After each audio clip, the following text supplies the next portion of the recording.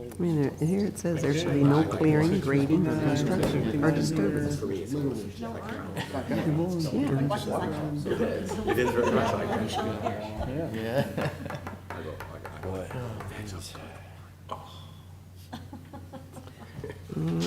I just thought maybe I was totally missing something. Used to be No. pretty interesting when I worked in O'Fallon, when he would go to That's what meetings. I like. I like doing that stuff. Actually, I went so He far would get as into to it print it forever. off. Oh, it's 7 o'clock. Okay, here we go. Welcome to the April 19th, 2023 Planning and Zoning Commission meeting. At this time, I would request that everyone please turn off or mute all electronic devices. Also, I'd ask each one of you to please stand with me for the Pledge of Allegiance.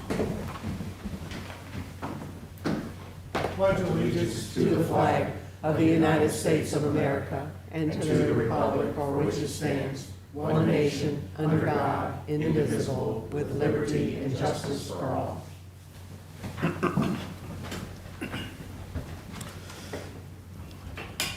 Applications for preliminary plats heard during tonight's meeting will be voted on by the Planning and Zoning Commission during the meeting.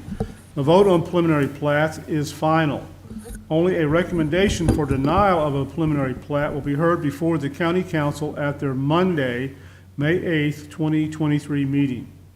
The following documents are introduced as a matter of record for this evening's public hearing and regular meeting of the Planning and Zoning Commission. Those documents are the Unified Development Ordinance of St. Charles County, including zoning maps, and the year 2030 Master Plan for St. Charles County, which includes the year 2030 Future Land Use Plan map. I see that we have a quorum present. Is there a motion to open the meeting? Motion. Is there a second? Second. Motion's been made and seconded. All in favor, sign aye. Aye. Okay. There are no changes or additions to this evening's agenda. The first and only item on our agenda is a variance request for the Grove at Riverdale, Dyer Road. The application number is PRE 22-09. The property owners are Riverdale Grove Partners, LLC. The developer is Charlestown Crossing, LLC. The engineer is Cole and Associates. The request is a variance from section 410.110.C.2.B and section 410.210.F of the Unified Development Ordinance of St. Charles County to allow for the protection of a natural watercourse vegetated buffer within an easement rather than within common ground for lots 19 through 22. The property zoning is R1A, single-family residential district, 1 acre minimum lot size, and R1E, single-family residential district, 10,000 square foot minimum lot size. There are 101 lots. The parcel size is 59.9 acres. Location is on the west side of Dyer Road, approximately 750 feet north of Riverdale Park Drive, adjacent to the city of St. Paul, located in Council District 1. Staff. The scope of this request, as you mentioned, is limited to variances having to do with a vegetative buffer for a natural water course. The purpose of this application is not to reopen or re-review the entire Grove of Riverdale subdivision, which is 101 lots, and it was approved by this body some months ago. In fact, you have in your packet, you have a copy of the signed preliminary plat. But at the time the plat was reviewed, there was a detail that was not captured, and we're here to address it tonight. And that has to do with the natural watercourse buffer. Outside of this subdivision, but towards the west, near the western property line, runs a natural watercourse. I believe that's White's Branch. And our county ordinances require, for erosion control purposes and stormwater, water quality purposes, that natural watercourses be protected by a 25-foot vegetative buffer from the top of the bank backward. So watercourses are not necessarily nice straight lines, of course. They kind of jig and jag. And so when surveyors get out there and survey the natural watercourse, which again was not even on their property but to the west, once that work was done, it was realized that the natural watercourse vegetative buffer has slightly encroaches on this subject plat or this property, I should say, and within this plat. The consequences of that is that the county ordinances, subdivision regulations in two places requires that natural watercourse buffers be protected within common ground so that it can be managed, owned by a homeowner association and managed by a homeowner association. Most of the time that makes sense, but sometimes it doesn't really have a benefit. I'll give you an example. A few months ago, we reviewed a plat that included, I think, a total of 3 lots, and it was technically a subdivision, and rather than creating a homeowner association for 3 lots, and which had to be its own corporation and managed, in that regard, instead of creating a homeowner association and placing that natural watercourse within the common ground, instead there was a variance granted to allow the natural watercourse to be protected instead by an easement. And that's what's being proposed here tonight. There are a couple of reasons why it makes the application of the developer make sense. One is that in your packet, there's a technical drawing showing how that natural watercourse buffer encroaches on this property. There's 2 drawings. One is the first is a very detailed one with lots of colored lines. The second one is a stripped down version, which includes an orange line showing the natural watercourse buffer in relation to the back property line. And you'll see it's just a very narrow, thin strip of land. It's not really usable as common ground with access by homeowners. It's not really usable for that. But it does need to be protected, and we would suggest that the homeowner association be tasked with maintaining and protecting that natural watercourse buffer.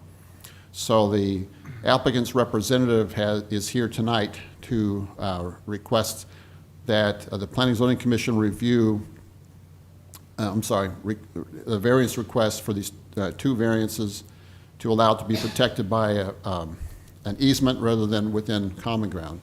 Now, the process for variances from subdivision regulations is you would make a recommendation, it'd have to go to the county council, it'd have to be approved by ordinance. And that's a nutshell of the request. Okay.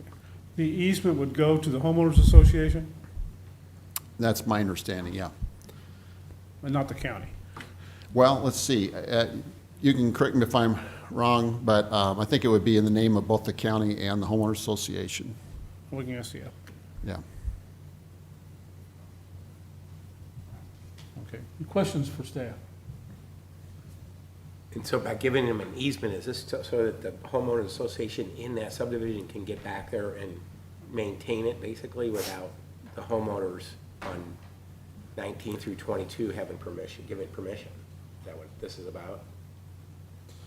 Well, they would have to get access if they ever needed to get back there. Some of the access, I think, could be through common ground, the Basin A on the south side, because it borders Lot 19. Okay. So the proposal is for the back of, it's not all watercourse buffers throughout the subdivision, it's only pertains to lots 19 through 22 along the western property line.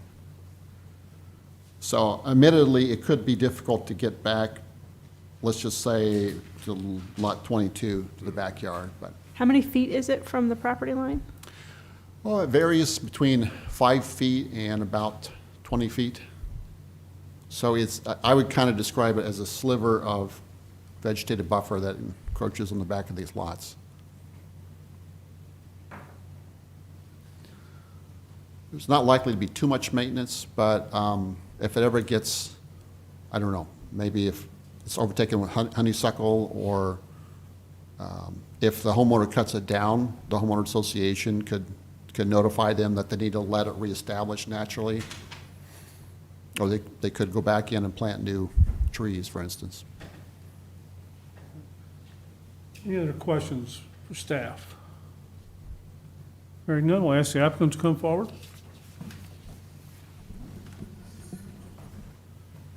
I'll need to swear you in. Do you solemnly swear or affirm that you tell the truth, the whole truth, and nothing but the truth in these proceedings, or the pains and penalties of perjury? I do. Please state your name and address for the record. Sean Lessie with TR Hughes Homes. Okay, go ahead. 239 Fox Hill Road, St. Charles. Okay, go ahead, Sean. Staff has explained that, request for a easement in lieu of a commons area. One of the reasons for that is in our initial approval, we have to have a minimum of 1 acre lots along the creek. If we were to give that ground for a commons, it would make those lots less than 1 acre, and we would be in violation of our zoning. So that's what prompted the initial request. In addition to that, we also committed to the council that we would not take down any trees along the creek. The tree line is well behind where the buffer is. And the buffer is intended to protect the water course.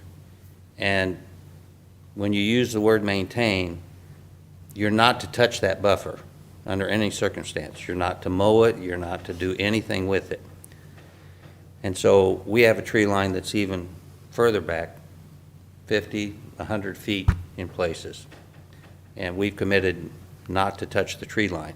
So we are maintaining that buffer and protecting that buffer by virtue of not taking out any of the trees along the creek. So we believe that an easement accomplishes the same thing and meets the spirit and intent of the ordinance. Now, when you say if this is the creek, this is the buffer, this is the tree line here, and then this is my house. Yes, Okay. But my lot line, property line is gonna be this side of the trees, I'm still the acre? yes.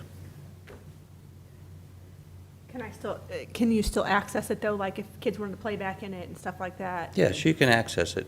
And I'm assuming the lots haven't been sold yet, correct? No, So people know what they're buying and getting into absolutely. ahead of time. Yeah.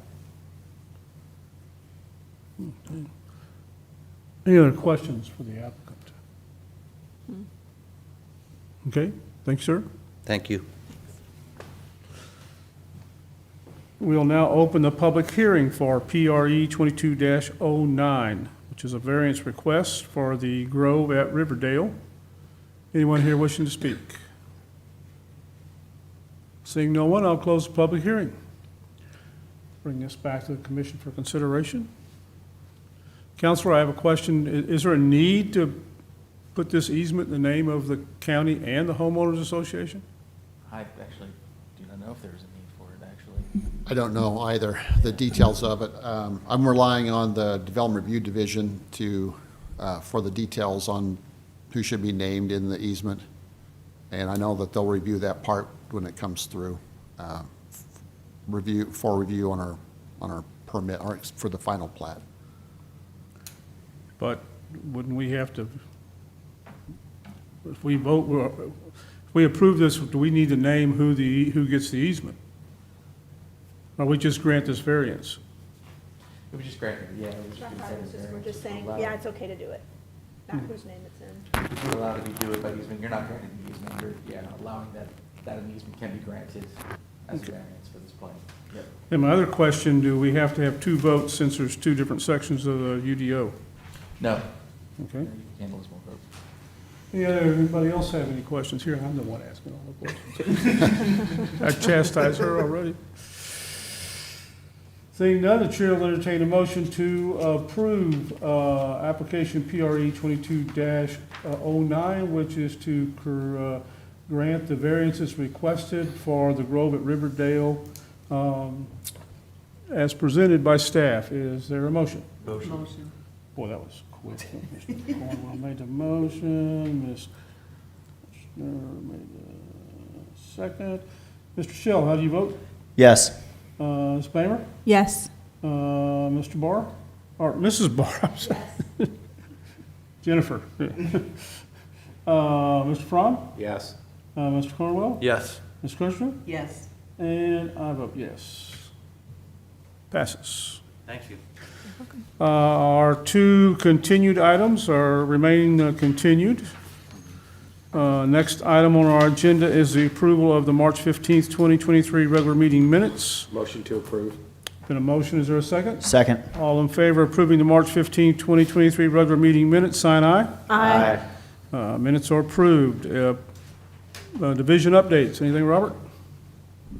I wanted to let you know in advance that at an upcoming meeting, probably in May, we're going to have a very large application. Actually, there are 3 applications that are all related, but involves a lot of notification. In fact, there's maybe 550 to 600 letters that are going to be sent out.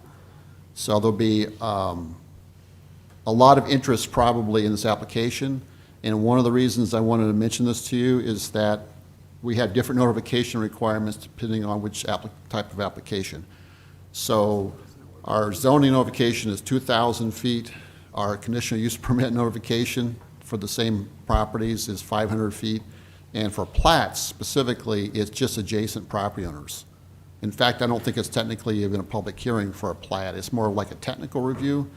But I'm mentioning this in advance because you might have people come to that meeting and say, well, how come I didn't get a letter about the plat, for instance, but I did about the rezoning or some things like that. So I just wanted to give you a heads up that we are going to have an upcoming set of cases that will involve a lot of public notification.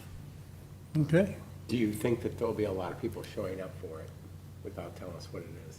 Well, probably, I mean, presumably, yes, just because there's so many letters going out. St. Petersburg. What about having it in a different location then, if we can accommodate? Because we've had problems with space in here if there's a lot of people. Yeah, we'll think about that, and it's, honestly, it's a judgment call. We've moved the meetings very occasionally. One for the trash transfer station, we moved it Down the hill, Yeah, down to the family arena. Wow, what a big production that was. We had 400 to 500 people for that, for those public hearings. But yeah, we'll think about it. Okay.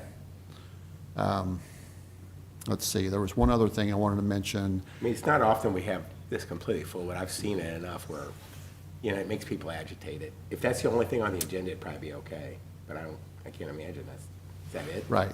Yeah, I'm not sure yet. Okay.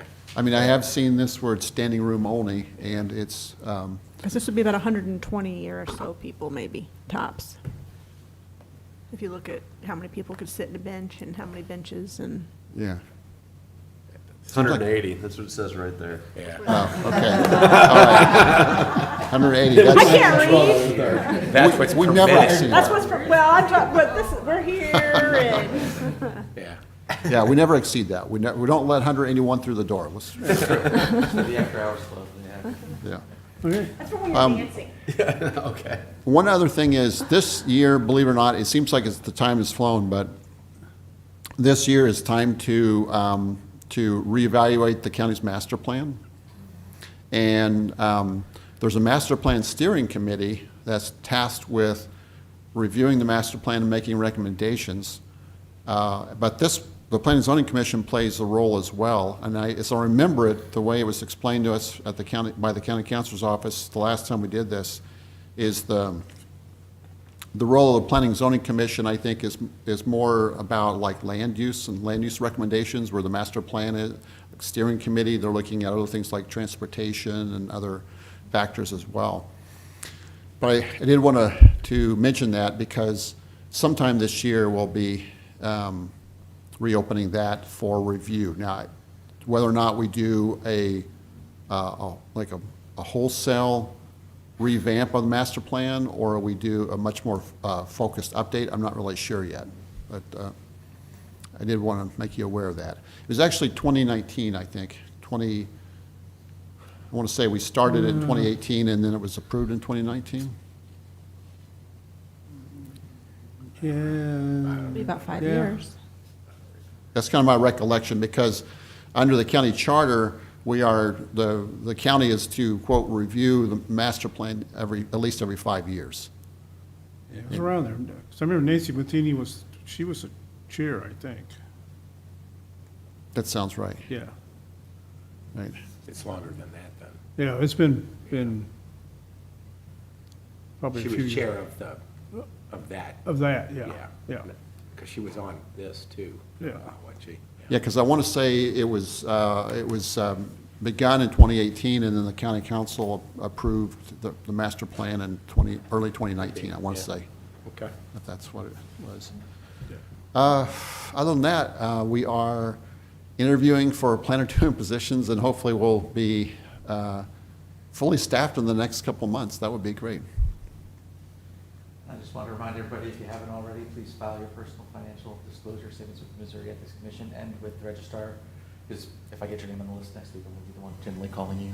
Everybody, save me the time, if nothing else. Yeah, that's the Yeah. email address, it's registrar at SCC, yeah, Yeah, Yeah. Yeah. yeah. It was on the letter. yeah. Yeah, I first filed it with the May state. 1st is the, yeah. And luckily, I had a copy to file with the registrar, because the registrar later contacted me and say, hey, I needed that copy of that too, so. Yeah. Anything else? Motion to adjourn? So moved. Second? Second. All in favor, saying aye? Aye. We're out of here. I want to stay longer.